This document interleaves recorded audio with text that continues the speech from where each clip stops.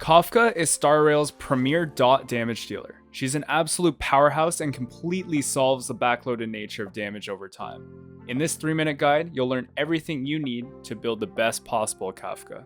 Kafka's entire kit revolves around applying her own shock and detonating alt dot sources on enemies with her skill and alt, which are the two you want to prioritize when leveling traces. Also, make sure you unlock all her major traces as they unlock a lot of functionality. So, how do we apply her dot? She can do this with her technique, alt, and follow-up attack.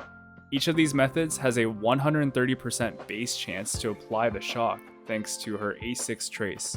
How much effect hit rate does Kafka actually need to guarantee her dot application succeeds?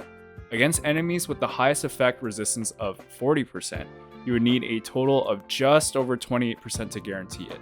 Luckily for us, she gets 18% EHR from her traces alone, so you'll only need to look for 3 rolls of EHR from relics, around 10%, which is very achievable.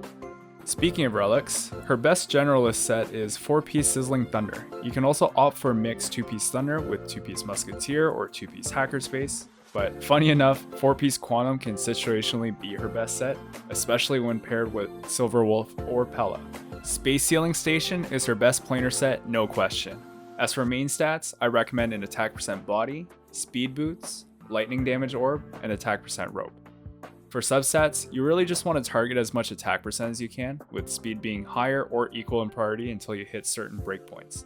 If you can hit your preferred breakpoint with attack percent boots, then I highly recommend you go with that instead.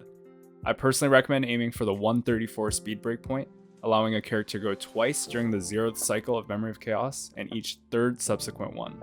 Her signature light cone can definitely help with this. If you don't mind the ramp up time from needing to get 3 stacks, she'll only need 120 speed.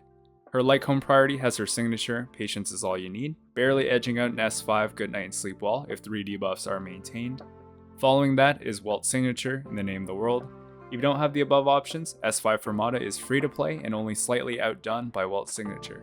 Do note that in a developer's discussion, we're supposedly getting a new 5-star Nihility light cone in the Herdo shop, which could definitely shake up these rankings.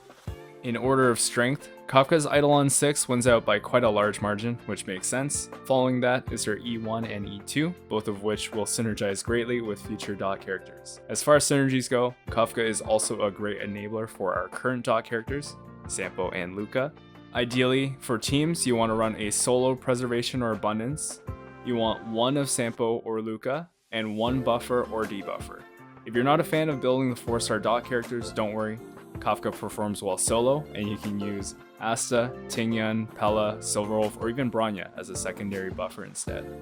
You're now armed with all the information you need, so go out there, build her optimally, and enjoy her. She's amazing, and she'll only get better with time as we get more 5-star dot characters. But thank you for watching all the way to the end. If you found any of this helpful, do consider dropping a like and subscribe. I'd appreciate it a lot. I know I went over 3 minutes, but this is only the first one, and I want to hear your feedback on this video format because I do plan on making one for each character. My goal is to give you the most relevant information without taking up too much of your time.